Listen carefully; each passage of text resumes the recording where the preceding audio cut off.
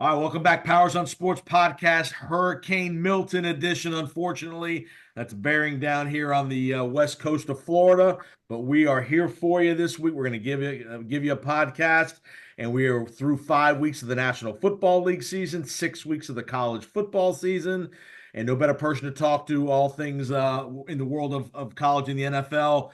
My guy, former teammate at UAB, former NFL coach at multiple spots, Mr. Anthony Blevins, world champion with the Birmingham Stallions of the United Football League. Welcome back to the podcast, Coach. Hey, thank you, man. It's good to be back, man. How's everything going, man? You guys safe down in Florida? We're trying to hang in there. I know we got the storm coming here at any today or on Wednesday night, Thursday. So hopefully everything will be good down here, and look forward to making it through okay. And again, shouts and prayers to everybody in the path of the storm. I know a lot of people will be affected here. Obviously, a lot of people were affected with the storm up in North Carolina and last week down here in the state of Hmm. Florida as well. So to everybody out there listening, we're thinking about you, and just stay safe and listen to your public leaders, man. If be aware, because this is a big one here coming. So, all right, let's get to some football, Coach and Anthony. All right, through 5 weeks of the season, we spoke a couple weeks ago, about 3 weeks ago. Give me a couple news and nuggets to you that have caught your attention the last 2 or 3 weeks of the NFL or college football season. Well, I think the Minnesota Vikings. I mean, that's a very very big surprise to me. I think they're undefeated. They just had a big win over the Jets over the weekend. They're playing unbelievable on defense. Brian Flores is doing a great job with that defense. They do a lot of disguising, a lot of 7, 8 man looks at the line of scrimmage, dropping out, sending them, dropping out one. You don't know who's coming. They've done a tremendous job. The emergence of Sam Darnold.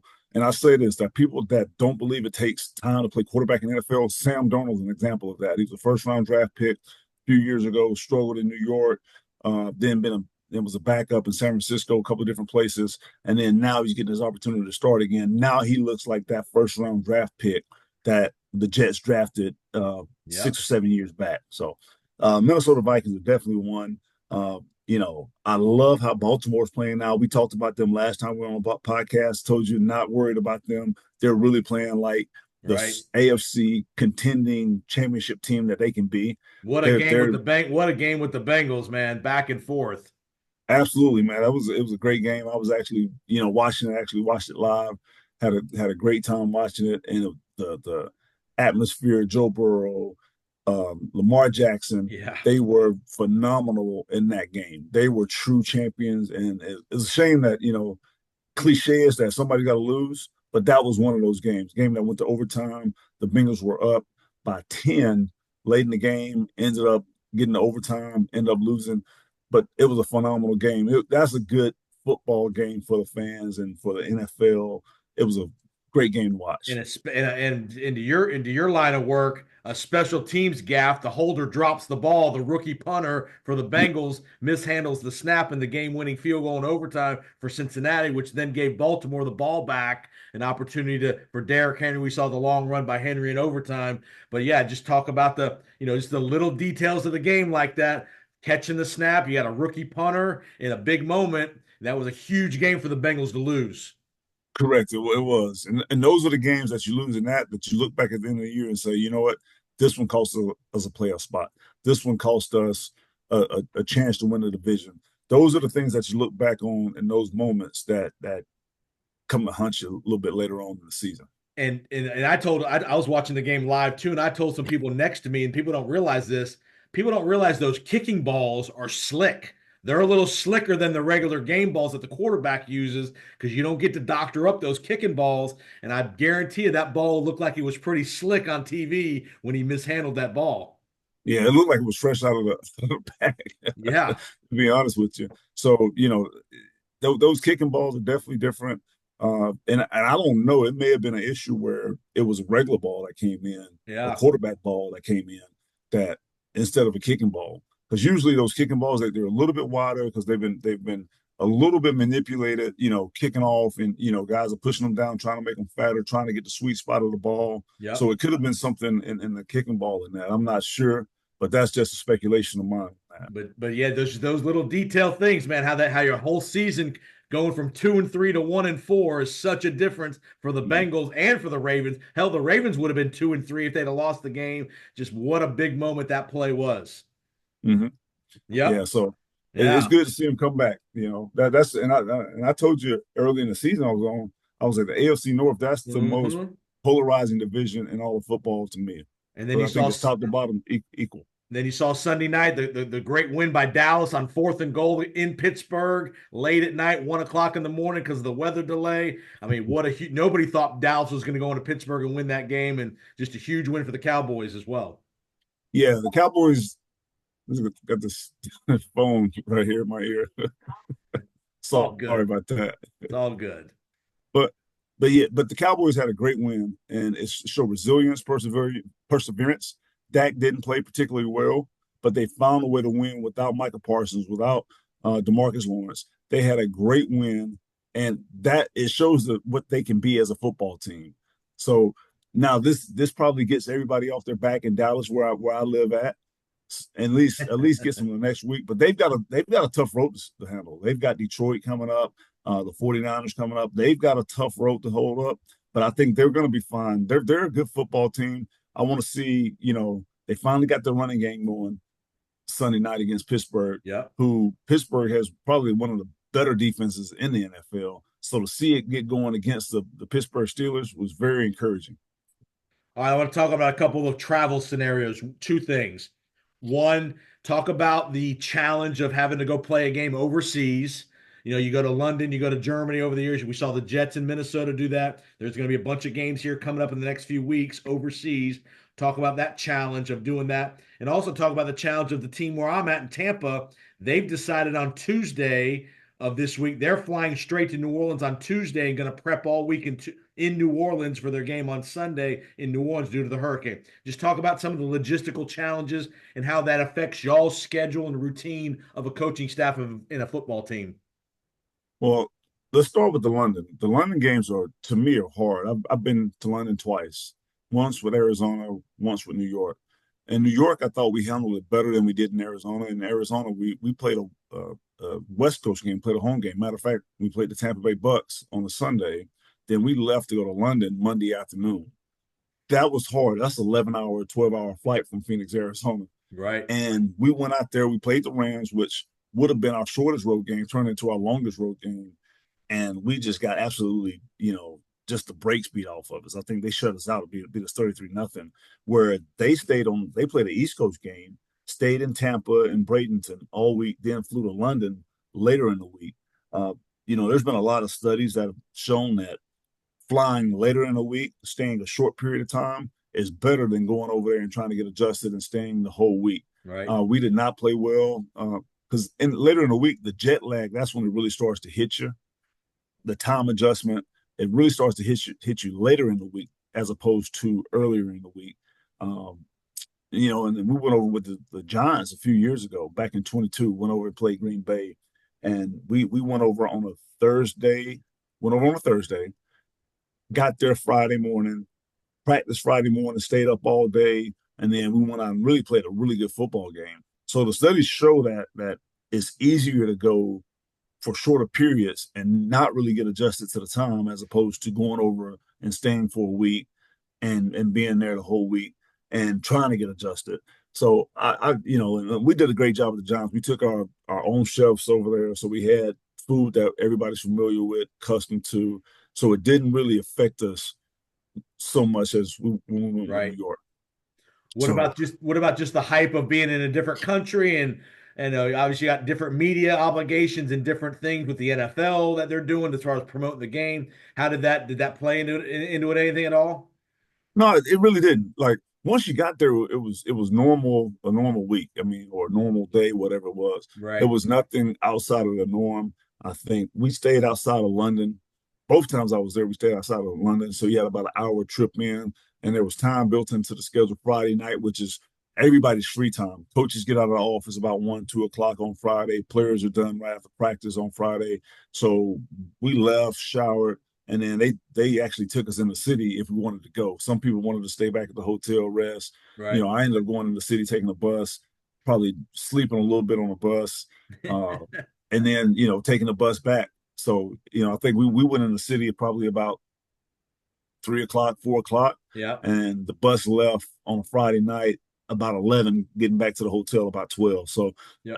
I think it's good to build in time to see, see London or whatever city you're in. There's a game coming up in Germany. There's Mexico City games. So to build in and that kind of, alleviates the stress of trying to find an Uber or a cab or Right. whatever to get to the city. Because everybody's going to go to the city. You're gonna want to see what's going on, or you're over there probably for a lot of players and coaches, staff for the first time. So why not just build in something to get them to the city? They can see it, and then they feel like it's been a good trip over there. Have you had any issues in any hurricane issues, or I know out west wildfires, things like that, where you've had to leave a day or two earlier than you were supposed to? You know what? I've never had any natural disasters that have hit that have caused travel issues. The one thing that I kind of like in what Tampa's doing is when we played New Orleans one year when I was in Arizona. Played New Orleans, we were playing Tampa the next week. So we flew out normal to play New Orleans. And then we flew right into Bradenton, stayed there all week, practiced, and then played the game on Sunday. That's what I like into what's Yeah. going on in Tampa. I don't think it's going to be that big of a deal. I don't know where they're going to practice at, where they're going to stay at, but I'm sure it's going to be uh, well taken care of, well secured. You're in New Orleans, easy to get Maybe around. Tulane, maybe practice at Tulane or something like that, potentially. Possibly so, Tulane. So they'll be fine. It'll be a normal week for them, or they'll make it as normal as possible. The one thing about it is, I'm sure, and I hope they're doing this, is Tampa's taking families or having families have a safe Right. station somewhere, maybe not New Orleans, maybe somewhere else. I'm not sure, but at least the families are together and they're out of that Tampa area. That's what causes the stress more so than anything is as a man, I can't have my family in The middle of a storm. desperation in the Right. middle of a storm. I don't know what's going on, but I'm safe to go play a football game. That's not going to happen. So Tampa's a class organization. Todd Bowles is a class guy. Hmm. He's going to have it set up where the families are safe somewhere outside of that storm area. Right. All right, let's talk about something off the field stuff. We saw a kind of disturbing thing in the last day or two out of New England. Jabril Peppers, gets arrested, a team captain for them, gets arrested on several charges and pretty serious charges, it sounds like. Obviously, you guys have dealt with off the field issues in the offseason with guys that potentially have gotten in trouble with different things. How does it change when a guy gets in trouble week 5 of the year, team captain, a guy again, maybe I don't know if people knew about this was coming or not, but how does that affect a team when one of your big players all of a sudden gets taken out of the locker room that suddenly? Well, I think there's always been a next man up mentality in all the sports, whether it's injury, whether it's something like this, and I hate this because I know Jabril, I've coached Jabril, and it's so out of character for Jabril. But I will say there's no place in society, in sports, or whatever to put your hand on a woman in any forcible manner. So, Right. you know, uh, you know, And we we'll don't know see the how the detail. We legal don't know all the don't know the details. details, Yeah. and we'll see how the legal process plays out. But you know, my I do like Jabril, and I know that's out of character for him, to be honest with you. But to back to your question, I think it's just a man up, next man up mentality. As a teammate, as a brother, you want to be there for him, you want to support him, but you also got to win the game. So you have to be able to tune that out. I think it happened on Saturday, Right. which is really close to the Bizarre. game. Yeah. And then now the next man up, he's got to be ready to go. That's why you got to practice and prepare all week like you're going to be the starter, because you never know what's going to happen. You never know what's going to happen on a Friday or a Saturday, or from an injury standpoint. And usually that's what you really think about is an injury standpoint. But Hmm. in this situation, it's kind of the same deal in that mentality that it's the next man up. So unfortunate for Jabril that he got in this situation, but it's fortunate for somebody else. Now they're going to get opportunity to show what they can do and play and be that guy for the New England Patriots.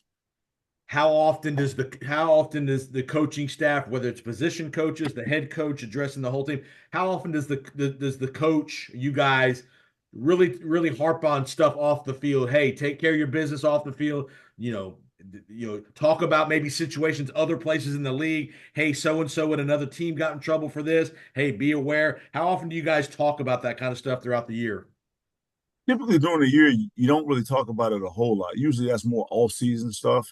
There's a lot of education, a lot of people that come in and talk about domestic violence, DUIs, firearm safety, things like that in the off season. Typically, once you get to the season, all those meetings are done. You'll get some type of player development during the bye week, Right. but that's really the only time it's really talked about. Now, major situations, I remember being in Arizona when you know, uh, Trump was running for president, when he said fire those SOBs and Right. get those SOBs off the field. We had a big team meeting about that. We were getting ready to play Dallas actually on Monday night. And we had a big meeting on Saturday morning. It happened on Friday, actually. It happened in my home state of Alabama, actually. Right. And we had a big meeting, which probably took about 2 hours. But that's the only time I really remember something off the field affecting what was going on the field during the season. Right.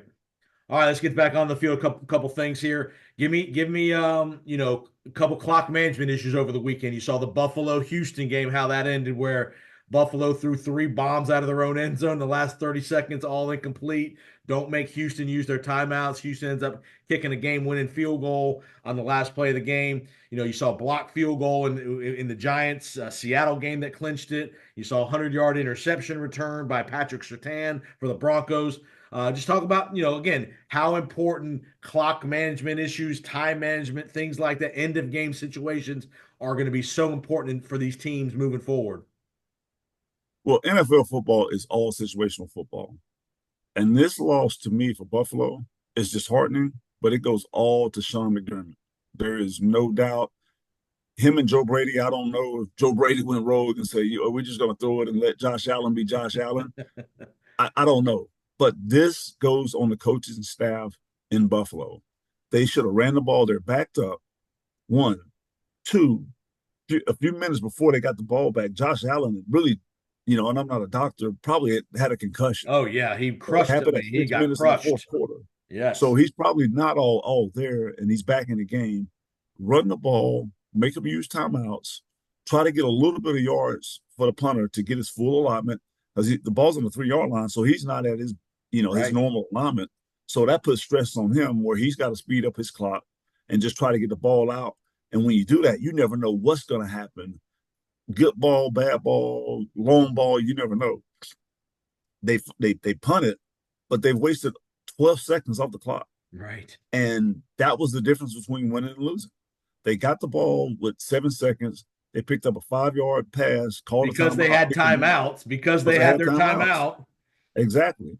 And if they don't, game's over. 7 seconds, ball in the middle of the field. You guard the sideline. You let them run, toss it around, whatever. But You go to game's over over. when You you go go to to overtime. overtime. You'd have gone to Go to overtime. overtime.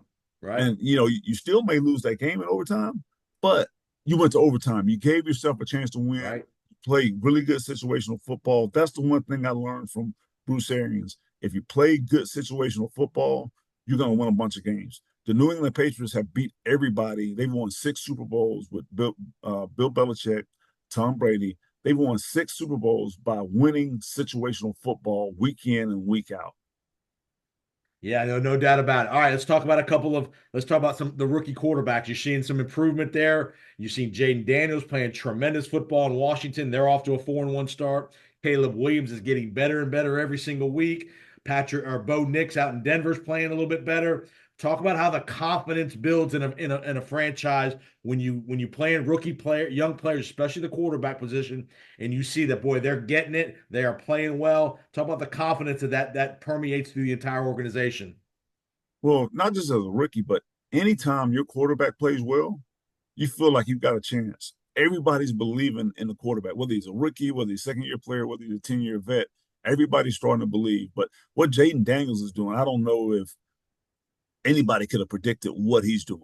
The rate of which he's throwing the football, the accuracy, he's completing passes. I mean, he's been unbelievable. And I really like Jaden coming out. He was my top pick because of the athleticism. I thought he had a great arm strength. And I've kind of watched him. He started off in Phoenix when I was out there. So I've watched him as a freshman all the way through LSU, through the Heisman campaign up until now. So he's been phenomenal because he's gotten better every year.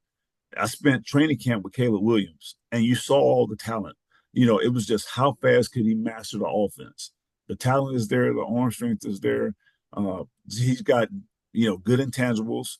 He's going to be fine. And the Bears are really good on defense, and Yep. they're playing really good complementary football right now. They beat a Carolina team, which was a big win for them. They beat them really, really, really good. Soundly, very Uh, soundly. yeah, and Bo Nix is coming along. But Bo Nix, they had a big win over the Raiders, beat them soundly as well. So all these rookie quarterbacks are playing well. But anytime you have a quarterback that can play well, he's going to breathe confidence into that locker room, into that team, into that organization. How do you talk? I want to ask you a question about Michael Penix. How do you keep him involved during the week? Make sure he gets his reps. Obviously, Kirk Cousins starting to play better in Atlanta, so there's not any talk of Penix probably playing anytime soon. How do you keep a guy like Penix very engaged in the game plan, getting him reps? How do you work through that as far as practice goes? Well, he'll get some reps. He's probably running all the scout team stuff. It may not be game plan reps, but he's getting all the scout team reps. He's getting all the works, all the fundamentals. So he's growing. He's learning from Kirk Cousins, and which I think is a really good model for NFL quarterbacks. You got guys that uh, come in like there's not a lot of Peyton Mannings that come in and start. Right. Have Peyton Manning had one of the worst campaigns as a rookie quarterback ever. I mean, just ever. Yeah. Just historically bad. But he goes on to be a Hall of Famer, which he will be a Hall of Famer. So that doesn't happen very often. But I think that's the model that you would like to have for a rookie quarterback because guys that come in early and don't have success, they end up struggling. Sam Darnold's Right. a guy like that. Like he probably wish he could have came in, set the bench, learned by watching from the sideline a little bit, and then had his opportunity. He did it backwards. He came in, had a horrible rookie campaign, a couple of years, and the Jets gets traded, and then now all of a sudden he gets his opportunity. So he got his years in reverse. So Michael Penix is going to be fine. I really like the pick. I like what they did. Kirk Cousins is honestly, let's face it, he's on the back nine. He can't play Oh yeah. forever. Hmm. So the same thing with Jordan Love. Jordan Love came in, he sat behind Aaron Rodgers for 4 years. Then they made the move. Aaron went to the Jets. He gets his opportunity. Now he's playing really good football where he may not have been ready to come in as a rookie and play. So I think that's the model for me to build up a confident quarterback to me. All right, two more. I'll get you out of here. Talk about the bye weeks are starting to roll through now. You got teams that are on bye weeks last week, this week, and moving forward. Preferably, do NFL guys, teams, would they rather a bye week be in the middle of the year, week 8, week 9, week 10? Do some teams like an early bye, late bye? What's kind of the preference of most teams? I personally like the bye, like kind of in the middle toward the end. I never liked the early bye week. We played, I believe it was 2014. We got the bye week like week 4, like the first bye week you could have, and then you playing like 13 straight games. That's a long stretch Right. where you get it early. You kind of don't need it because you get a reset. You got training camp, then you kind of get a reset. You get re-energized for the start of the season, so you don't really need it right there early. But I think in the middle of the year is really good. It gives you a break, kind of breaks up the monotony, and then the Thursday night game too serves as kind of a bye.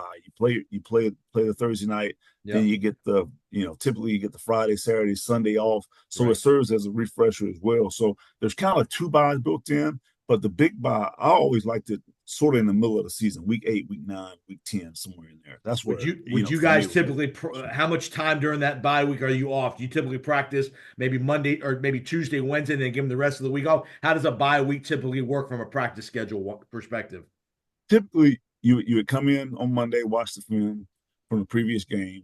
Tuesday, come in, have a light practice, maybe an hour, hour and a half, kind of a walkthrough type of deal. Wednesday, kind of the same. And in those practices, you're kind of really hitting the fundamentals.